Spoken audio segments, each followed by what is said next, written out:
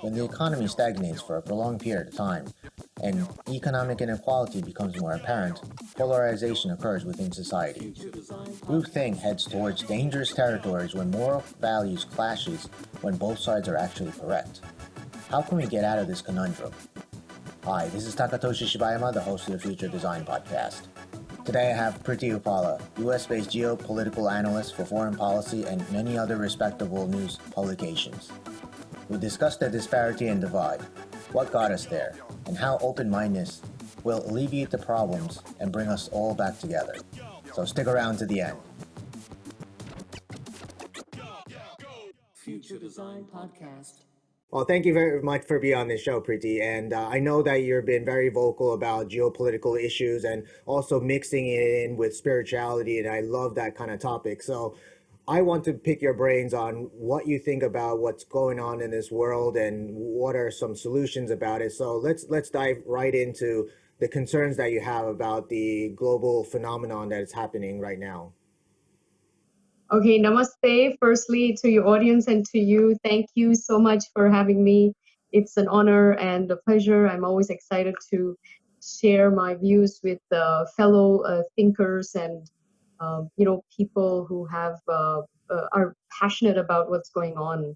So I look at what's going on in two different ways. Firstly, you know, I think pandemics will, they've been around for forever and they will come and go. But I think the fallout from it is we should not have been this surprised with the what's happened with the world economy and with just the world at large. I think we were so globalized and going so fast, and technology was being advanced so quickly without a thought about human health and human life and the stresses on the environment and on our own mind, body, spirit. All of these things were, never discussed or considered. I think people would just go, go, go.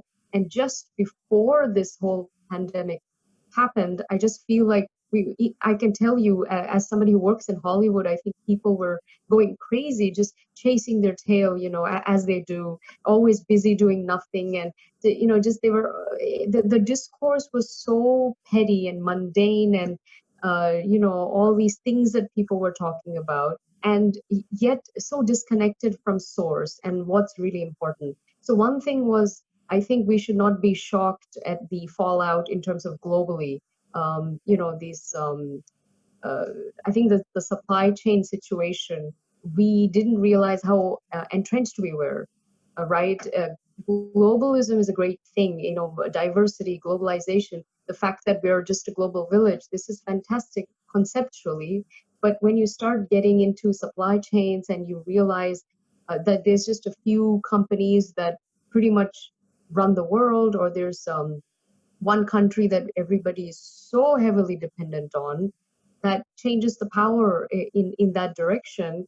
And I think we're lucky that this didn't happen already. I think it's happening. It's all very timely, I'm sure, but it's a real wake-up call. I think the way that we had been living on so many levels was not sustainable. I think that's the big key word here, is sustainability, right?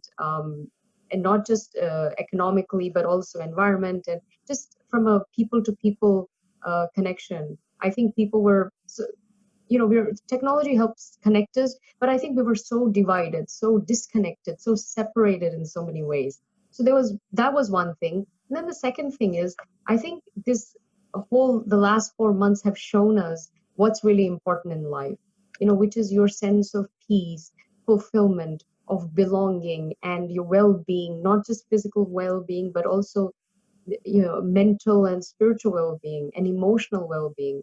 And what are our priorities? Why are we focused on money and success and fame and all this material stuff, and why are we ignoring the heart and the soul and things that actually matter? So this should be a wake-up call for people to realize how they were living their lives, really assess and be honest with yourself. And what priorities did you have? What were you chasing? What was important to you? Were you doing what you came here to do? all of those interesting things. So from the way I look at it, it's a great lesson, and it's those two lessons, the spiritual lessons, and also just I guess like a global lesson of how did we get here. And if this didn't happen, I think we would have just gotten even more deeper into everything, and then things would have been even worse than they are today. At least today, it's like not everybody's entrenched in the same uh, on the same level, right? And there are some other players out there, but I think had this not happened, and another 5 years, and then something like this happened, I think we would have not been able to cope at all. So everything happens for a reason, and as it is this event as well. So we just need to really look at how we got here and where are we going from here, because I think there's no point if you don't do the self-assessment and don't sort of contemplate on what's happened, and you think you're going to go back to how life was before COVID, and you're going to expect great results. Well, that's insanity, right? It's not going to work. So everybody's forced, I think, to change, I think both internally and also as a planet. So this is what I see. I think every country is, everybody's kind of forced to look at their blind spots, I think. And they're realizing where they went wrong. And America, I mean, I live here, but they've not handled this well at all. I think in the beginning they did maybe, but at this point they haven't. And then you're having a lot of civil issues and social unrest, which were brewing, I think. So it just kind of fought everything up. So there's a lot going on in the world, and I think we have to sort of piece it together and make sense of it, or else we won't really get the learnings from it. And then there's no point, right, of having gone through this catastrophe, and then we'll make the same mistake again, because I bet you in 6 months there will be another, it'll be re-released, or there'll be another wave, and even if we open up fully, we might have to uh, close up again, and then it's the same situation. So we have to get the lesson now while we can, so that we do things differently, I think, as a planet. Yeah, so that's my 2 cents.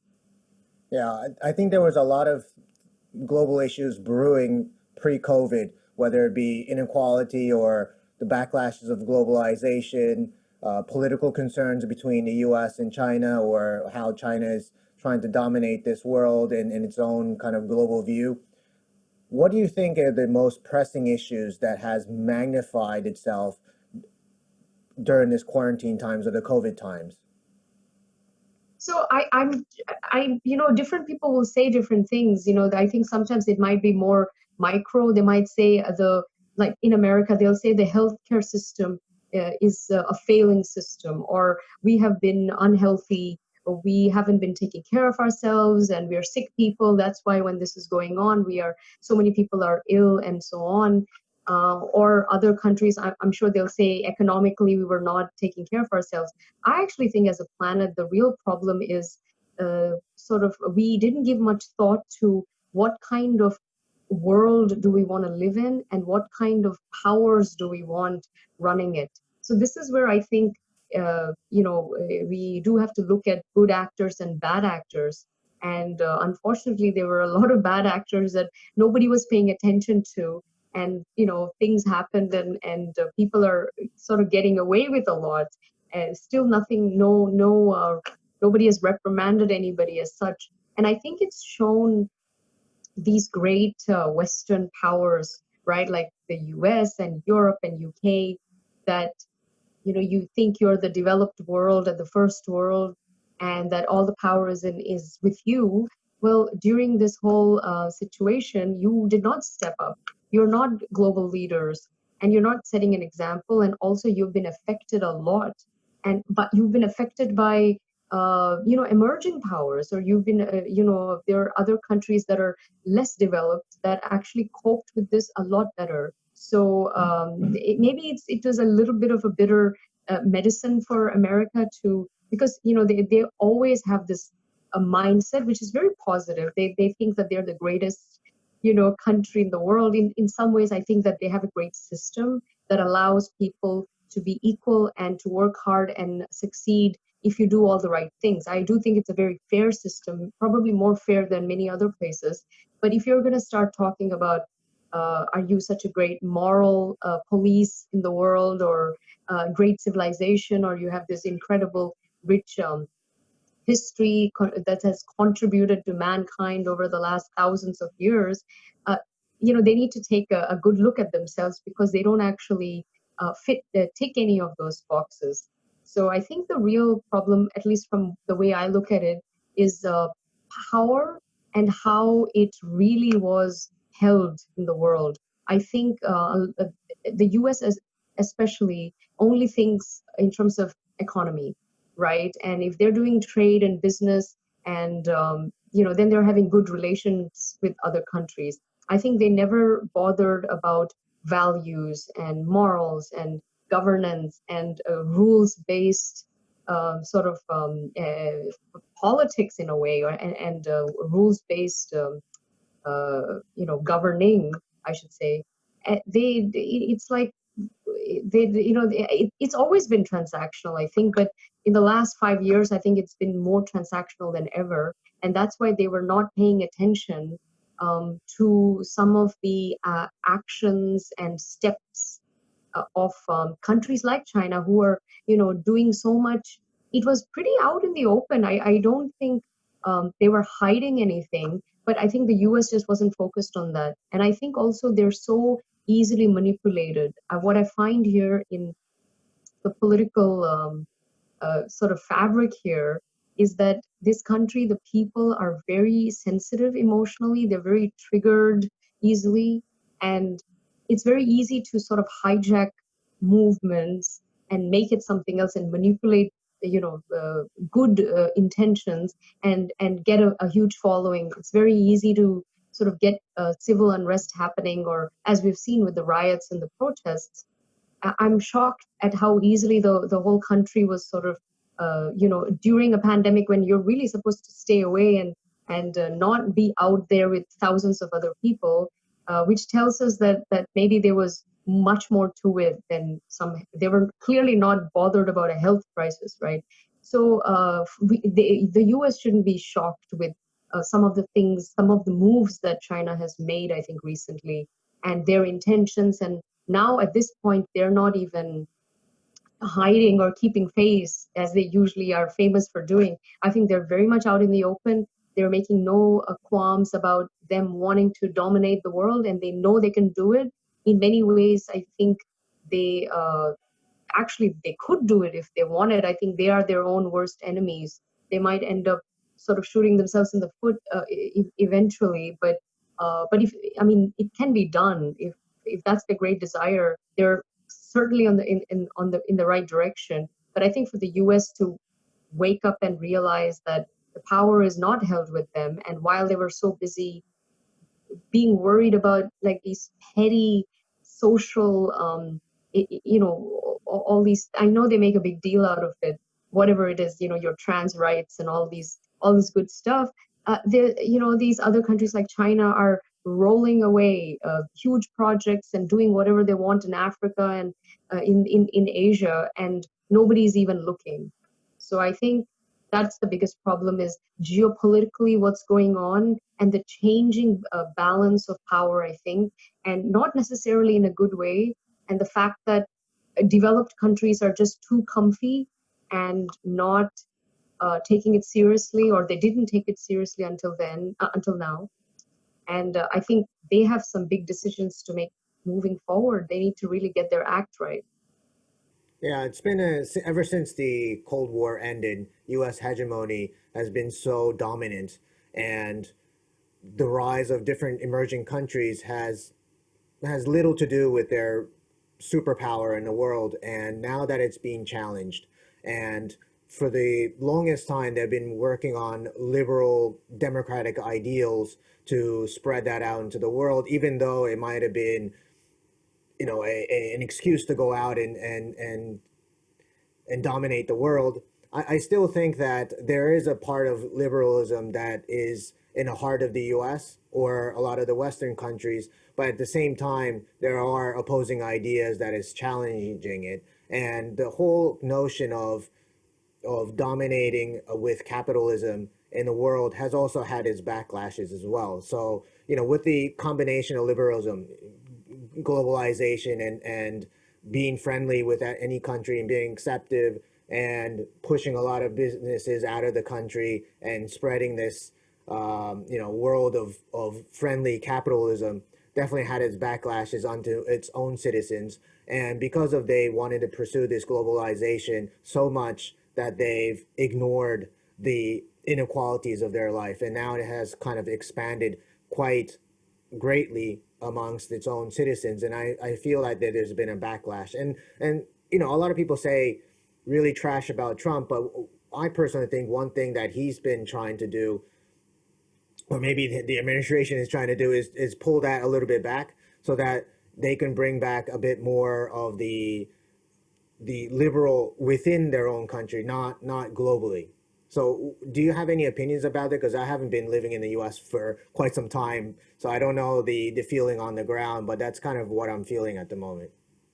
That's a very good question. I think what we've seen today, after sort of hundreds of years of since the Enlightenment era and so on, I think we're realizing that both communism failed us as well as pure capitalism has also failed us, because this COVID situation is definitely the latter, where it's just commerce and just economy and nothing else, and then you end up in the situation that you're in right now. Now, if you remember, there was this famous book called Class of Civilizations, written by Dr. Samuel Huntington many decades ago, and he was very forthright and had the foresight to predict that ultimately the battle is going to be between the Western liberal powers and the Arab world, one, and then the Chinese civilization, China, imperialistic China. And he was spot on, and that's what we're seeing today in the world. I think that's the clash that's going on. So, when people ask whether it's a candidate or just anybody on the street, like, what's the most pressing issue in for our planet today? Like, people give you all kinds of answers, environment or the healthcare or this or that, inequality, this, that, and the other. For me, it's none of those will matter unless you observe and admit that there's a war going on globally, and it is between this. And when I say Western liberal democracies, I don't necessarily just mean Western, but I would say liberal, sort of free nations, democracies versus both the sort of the Islamic world and the imperialistic rising aspirational China. And if you're not seeing those things as the biggest threat, then I think you're focusing on petty things, and you're not looking at the big picture. But what I see here in the US, especially, even more than Australia, more than Asia, more than Japan, here people are really only focusing on the micro. They're very insular. I think America has always been insular, but this thing has made it turn inward even more, but not in the right way. Like, I think being a little bit of a sort of protecting yourself and your industry is fine, but they are very insular, I think, from a mindset perspective, and they don't actually realize the world out there and all the great other civilizations that are out, all other ideas that are out there, good and bad. They somehow think that only their ideas matter. And as far as, I mean, I do think democracy is the best model for the world, uh, but not everybody, you can't force it down anybody's throat, because then you'll end up with these despotic countries where we try to implement democracy, and it's democracy in name only. It's really a dictatorship, and it's worse than what it was before America ever intervened. And they've done this with many countries, and also they have also done their own extractions too, and sort of taken advantage of the chaos that they created. So they don't have a great track record, I think, of good foreign policy. As somebody who works in foreign policy, it's so dreadful when you look at the last 50 years and you see all the um, decisions that they've made. The wars, Afghanistan in particular is a complete disaster, and they have lost, they have failed, I think. And this peace deal that they recently signed is a horrible one. So I don't know if they'll ever wake up. We have had changes in administration, but each is as bad as the other. I don't think they're understanding the core problem. I think they are obviously think tanks and researchers and analysts who are American, who understand exactly what's going on. But when you talk about like administration, but politicians, I think the way they think is they don't care about what the actual problem is and how do we solve it. They're thinking about how do I get reelected or keep my base, or just other things, and they're missing, I think, really the main the big picture. So we'll see. I think the next few years are going to be very interesting. They're going to be a very testing time for this country, for sure. Yeah, I mean, I think short-termism has been widespread amongst even not just the political scene, but even the corporate scene as well. Everything's about quarterly reportings and how do you get more money back to the shareholders by pumping up share prices, and right now because the interest rates are so low, then it's so easy to do corporate share buybacks, and for the politicians as well. I mean, there's been so much corporate money shoved down the political scene that everybody's kind of like being the front face of corporate. And I think that's why capitalism in the United States has failed, because capitalism is not supposed to be about rigging political people, right? It's supposed to be completely liberal, where economy should be free flowing, not central banks pumping more money into the market. It's not about corporates trying to buy out political people to force what they want to do in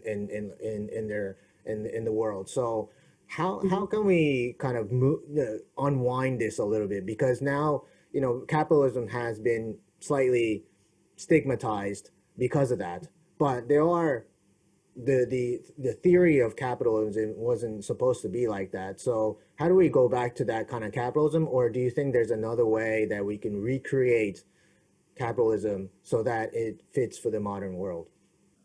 Yeah, that's a good question. There's definitely got to be another option. I don't think it's, uh, you know, uh, communism or extreme socialism, and it's neither pure capitalism either. There's got to be. I do think you need obviously an open, free, sort of pluralistic, secular sort of society framework, and where people have freedoms and liberties, and socially they're protected, and their rights matter and their life matters. That's very important. But I think we have to start listening to better advisors, I think, because the problem is, yes, capitalism hasn't worked, but the problem is the other alternative to that would be socialism or communism, and I think that's a lot worse, because that's killed more people than probably all the religions, all the religious uh, terrorism and violence put together. So that's not a good model. And sadly, the people who oppose capitalism are pushing in that direction. So this is what I see with the political class here and in many of the democracies around the world. You have the opposition is always this sort of far left, Marxist, socialist kind of view, and it is very dangerous. It's groupthink. You got to be careful, because I think I really value individual thinking, and I want people to act individually and and be empowered to make decisions on their own. I'm not a fan of groupthink and this herd mentality, because with that you get protests, you get riots, you get all of this fascist, violent groups proposing to be anti-fascist, and we're seeing it a lot. It's really bad here in America, but it's happening around the world, I think. And what the way I see it, because I look at the whole sort of plan it and see, okay, what's the main theme here? What I notice is there's a divide. I think it's like there's two groups in the world out there. They are the people who want to be independent and don't want to be told what to do. They want freedoms. They want empowerment. They're not buying into any media BS and hype. And then you've got this other group, which are, it's all group rights and group think and oppression and sort of dragging in all kinds of issues that have nothing to do with each other. Very much identity politics, intersectionality. They just want to divide society into groups. And the other one is, I think, just looking individually. So it's like, I wouldn't necessarily even say it's the right and the left, but it is sort of socialism slash, communism or just far, far left Marxist view versus, independent thinkers and so on. And of course, you have fringe people too. You got people who like authority and they are all about law and order, which is fine, but there's an extreme to that too, where there's no compassion at all. I think there is a middle way. I'm trying to think, you could call it maybe dharmic capitalism, where it's basically it's conscious capitalism, where it is about prosperity and freedom, but don't harm people along the way, and also make sure the everybody can be prosperous. I mean, obviously not everybody can be a millionaire, or else it would be a very strange world. I actually don't think it would work, because you need a balance. But it's like, be compassionate, be more generous, and let other people thrive as well. I think we are living in a greedy world and very selfish, where countries and leaders and groups and people, they just want it for themselves. And that actually pushes these socialist ideas, because people think that the answer to that greediness is just give it away or give it to everyone, and that's not really feasible or even moral, I would say. I think there are people who work hard and deserve what they get, and then there are people who don't do anything, and I don't see how they should be getting the benefits that the person who's worked very, very hard um, does is right. So I do see a divide, and the answer to how do we sort of solve it is, I think we have to know what the problem is first. Especially here in the US, when you look on social media, or even when you have conversations with people, it seems like they don't know about this divide, or they don't want to really admit it, and they just think, oh, it's the administration, or it's this or it's that, and they're not realizing that people need to agree to disagree. We have to have mutual respect, I think, for each other, so that we can have our opinions, and we can let them have their opinions too, and not take it personal. Because what I'm seeing on social media especially is a lot of venom, personal attacks. They're trying to smear people, discredit them, and it's really dangerous. And also, I think it silences good people. People are just too scared to share their voice their opinion, because they think they'll get shut down, and they think, I don't want that. I'm better off not saying anything and just letting this whole thing kind of happen. Well, I think if too many good people do that, then you'll have like a civil war, and nobody's going to stand up to anything. So I think the first point is even understanding that there's a problem, and acknowledging there's a problem, because I don't see an acknowledgement of the issue at hand. I think people are blaming other things, but they're not going for the real issue here, which is this deep divide, right, in society around the world. And we have to admit that there is a problem. Then alone can we move forward and find other solutions. Yeah, definitely the two-party system that you have in the US is easy to radicalize people, because it's better to polarize people, because you want to have greater opinions on certain matters, and the other side would have a very polarized opinion on the same topic, right? And how you project that into social media and get people to stand up and again, rise up to all your politicalized views or radicalized views is much easier than being center left or center right. And the people who are probably more in the center left or right probably doesn't want to go on social media to express their views because there's so many radicalized people who are rooting for certain strong views, and it's easy to like kill off the people who are a little bit more neutralized on certain topics. And how can we really change that a little bit? Because identifying those root causes is well talked about, but Yeah. but a lot of people still don't really. Well, I mean, the people who are more central or are understanding that problem because they see what the world is structured and the use of social media as well. But when I think about how do you get people to from that kind of polarized left and right to come together, is there needs to be something different than just identifying a certain political issue or a economic issue.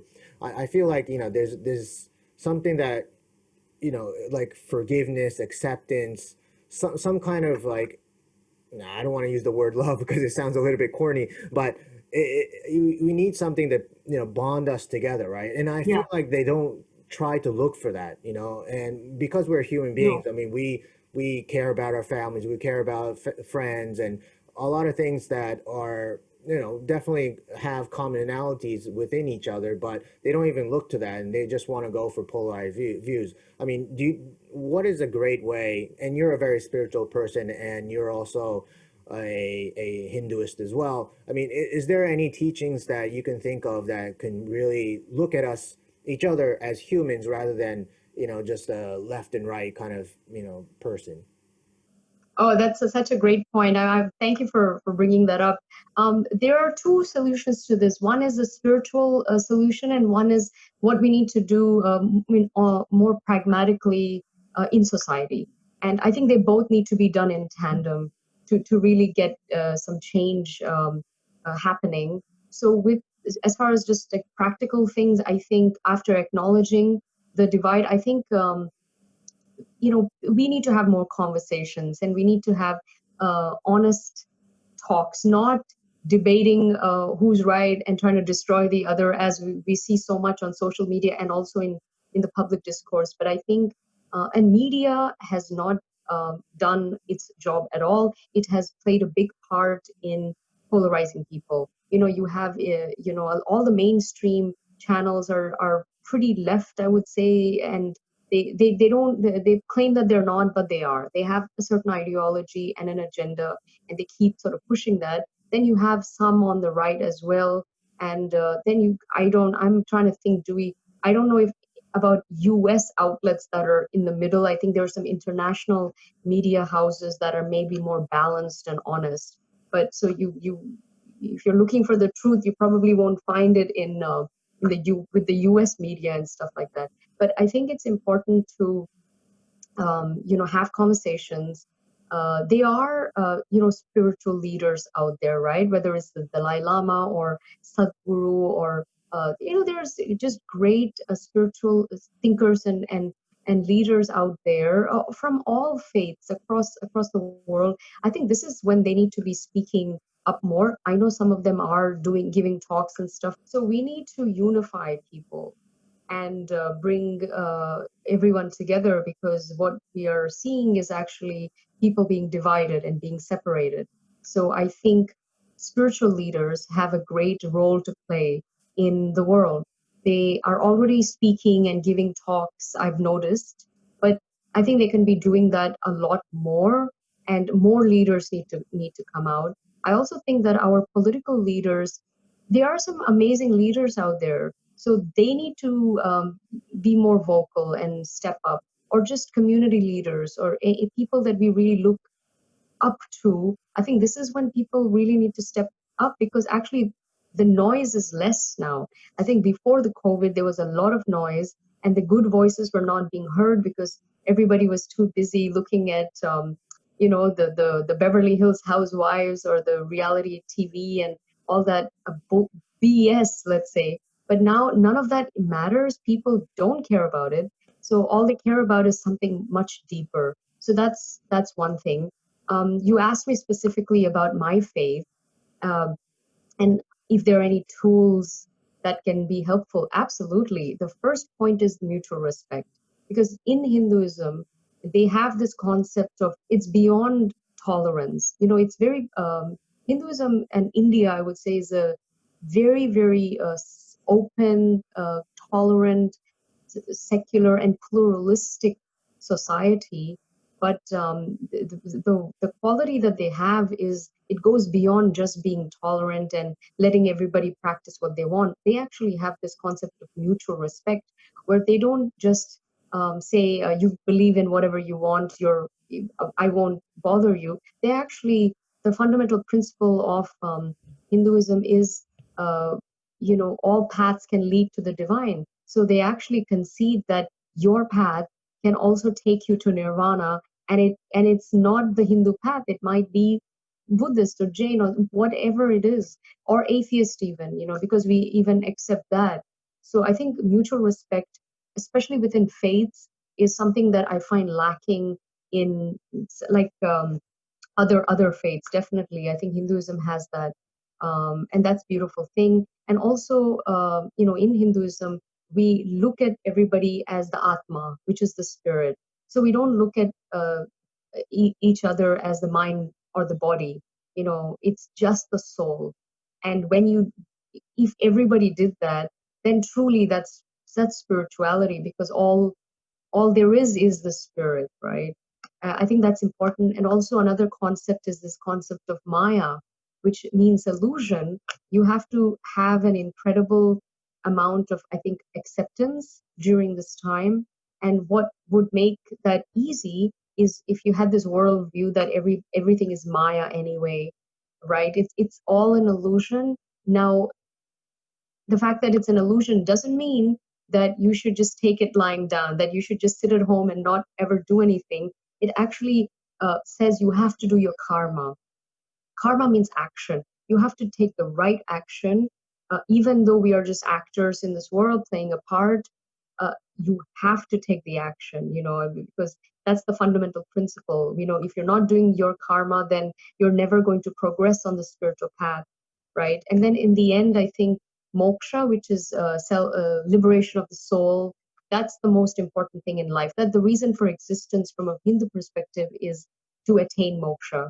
And I think, you know events like this pandemic should remind people that uh, the, everything else, the material, money, fame, relationships, all of that stuff doesn't matter in the end. The only thing that matters is the liberation of your soul in the end. So in a way, this kind of COVID, it kind of really shook people up, I think, and showed them that the only thing important is, well, your health, one, but even beyond your health, it's really, why are you here? Who are you? Why are you here? And where are you going? These eternal questions of life. So I think those are all very much contained in the Hindu thought and Hindu philosophy. So I'm pleased to see that there is a sort of resurgence, I think, not just in India, but just globally. I'm seeing a lot of people, even non-Indian and non-Hindu, who are talking about these concepts, right? And they're kind of referring to Vedic philosophy or Eastern philosophy, because they're looking for answers and they can't find it, I think, as easily as they thought they would. So they're trying to see what's out there in the world, and they are stumbling across ancient wisdom. And so I'm seeing this great sort of resurgence. And I think in India itself, it's people really need to know about their civilization and their history, and understand that we have a good framework that works, and that is a great framework for the future. And they should be proud of that and make sure that they actually uphold it. And whatever is, I think there's a lot of good ideas there. We should be doing more of that, I think, in our everyday life, to kind of implement them more than we already are doing. So this COVID time has been incredibly productive for me. I've taken these last 3-4 months to focus on my book. I've been very positive the whole way through. I never let anything get down. And I'm doing a lot of these podcasts and interviews, media engagements, lectures, and I've found a new voice. And I'm really making sure that what I speak and what I write is elevated. And I'm sort of finding out about myself, about my own dharma, which is your purpose or path in life. I'm finding that that's being refined as we speak, and it's more new doorways are coming up, new pathways are showing up in my life. I'm very open to life right now, to what opportunities are coming to me, and the people that are coming to me, I'm open, I'm accepting, I'm surrendering to the flow. It's all about the flow anyway, right? The Tao, and the path. So you have to this is when I think all these spiritual concepts need to be put into practice, because we all talk about and LA is very foo-foo spiritual. I think people want to talk about these lofty metaphysical concepts, but they don't actually implement them, they don't practice them, they don't even know what they really entail. And there was a lot of kind of half-baked spirituality that I didn't respect it. I thought it's a little bit of spiritual knowledge, I think, is a very dangerous thing. You're better off almost not knowing anything and living a purely hedonistic life than thinking that you know a little bit and suddenly thinking that you're some yogi. Because I was seeing a lot of that in Hollywood and in the whole yoga community here. So that's taken a real hit. All of these, a lot of these schools, yoga studios and whatnot, they've shut down. Nobody is really practicing. Only the real practitioners are, the real yogis are. So, and the real spiritual people are thriving, and the people that were foo-foo, they don't have the dedication and the passion for it. So they're sort of leaving it, I think. And it's great because I think it's creating space for the sincere speakers, sincere seekers, sorry, because I really think spirituality is a sincere quest for the truth. And what I've seen in the West, especially Hollywood and California, is that seeking wasn't the quest wasn't sincere. It was kind of very superficial. So I actually think this is a paradigm shift. I think this is a blessing. I think everything is actually going to be better, including our environment and Mother Nature and the air and the water. And look, this whole birth and death cycle, it's called samsara. It's the cycle of life, right? It's the circle of life. I think it's made us realize that how mortal we are, but how human we are, right? Life is, we are not going to live forever. So I think this very real mechanism of birth and death is, I think, kind of staring at us. And I think we need to embrace that, and when you look at life like, hey, the soul is eternal anyway. Um, and that's another Hindu concept where that's why we believe in this concept of reincarnation. It's not like a wacko foo-foo concept. All it means is that your spirit is eternal. Your spirit is forever. You will come and go, maybe. Not everybody sort of reincarnates all the time, but they do say that when you die, the body might dispose, but your soul is there. And if you have done all the right things, if you've been love and light and attained moksha, then you sort of go back to universal consciousness. And if you haven't, then guess what? You sort of take form in another body, and you get to have another go. It's like you get another lifetime, another shot at life to get it again. And people just don't seem to get it. That's why they have hundreds and thousands of lifetimes, I guess. But at some point, you have to kind of get that spiritual knowledge. Yeah.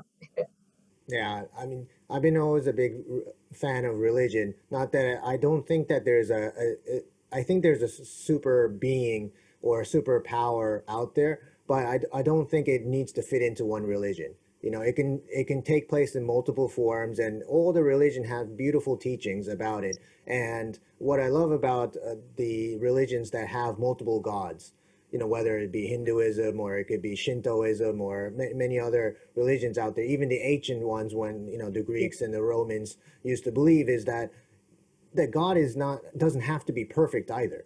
And they have their own faults. They're very human. And that's what teaches us, is that nobody's perfect. And we can always have another go at ourselves, whether this time or next lifetime, who knows. But what we try to strive to be is good. But there's always acceptance of what is in the gray matter as well. There's no such thing as black and white. There's no good and evil all the time, and there's always everything is in between there. And what we try to do within our spirit is try to be the better version of ourselves, or try to be closer to God, whatever fallacies they might have. But that's the concept of, like, what you're trying to become. And if we can show that there's no polarized views of anything, then that's kind of liberating for us as well. We can accept people because everybody's flawed. And I love what you're talking about, is that we always, with the Hinduism and the spirituality that you talk about, is that we all have a way to feel liberated, in that sense, that because there's no one shot. We have multiple shots, and we can strive to be better all the time. And think about, self-reflect on ourselves, is that am I being a healthy person internally by being withholding so much hatred in ourselves, or because somebody has a different opinion? No, of course everybody has a different opinion about everything, right? Nobody can agree on what's the best movie there's in the world. Nobody has a defined view on what's the best music out there in the world either. I mean, everything is all gray. So, I really love what you're talking about, and I hope that I can share more about your views to the listeners. So thank you very much for your time, and I really appreciate the time that we had together. Thank you so much. And I just wanted to add to the point that you made. That's so true. That I also think that the concept of having multiple gods and goddesses is very. I think that's very healthy. It's very good. It doesn't mean that you pray to 1,000 gods. It just means that the divine can have many forms, and also that these gods are very human. They're very flawed. Even in Hindu mythology, they're not perfect. They're not like the perfect prophet or anything. Like, they have a lot of issues and things going on. But the fact that despite that, they're still divine. And also the divinity, it can be within you too. So you too can be God. When we do the namaste, essentially we are recognizing the divine in the other person. And in the purest, I would say, practice of Hinduism, I think one would live life as in everybody is God in a way. Or that's why we pray to animals too, in the sense that we are vegetarian. We try not to kill and eat animals, but it comes from that concept that they too are divine. And with Jains, they don't even eat the root, like potatoes and all that, because they think that even that's a living being. So they're like, that's where that whole veganism and kind of pure vegetarianism comes from. But the philosophy behind that is very beautiful. When you care about each other, you're mindful, and also you're not better than anyone. They are as they're as divine as you, and they have as good a shot as you do to attain moksha. You're not more spiritually evolved than them, because guess what? If you were, you wouldn't be here, right? You're still here on the planet. That means that you didn't kind of quite get the message the last time around. So I think that humbles you. Yeah. And then you can just be a good person, be love, and serve. I think through seva and service, that's when you accumulate good karma. But I think when you take the focus off of yourself and make it about the world or another person, I think that's when you actually get a lot of fulfillment. And people don't, in the West, they don't do that. I think here people live for themselves, whereas in the East, all across Asia, right, it's always about the other person. And I think that's very, very, very human and very attractive thing that I think the West could learn a lot from, being more mindful about the other. Yeah, I totally agree with you 100% on that. Yeah, thank you very much for your time. I really appreciate it. Thank you, namaste, and look forward to connecting with you again. Hi, this is your host Takatoshi Shibayama. Thank you for listening all the way to the end. Now, if you enjoyed or disliked this show, please let me know by writing in the comment section. The only way I can improve or add value to you is through your voices. If there are any topics that you would like me to pick up, please also let me know in the comments. I'd love to start chatting with you all. And if you would like to continue watching the show, please subscribe. Thank you.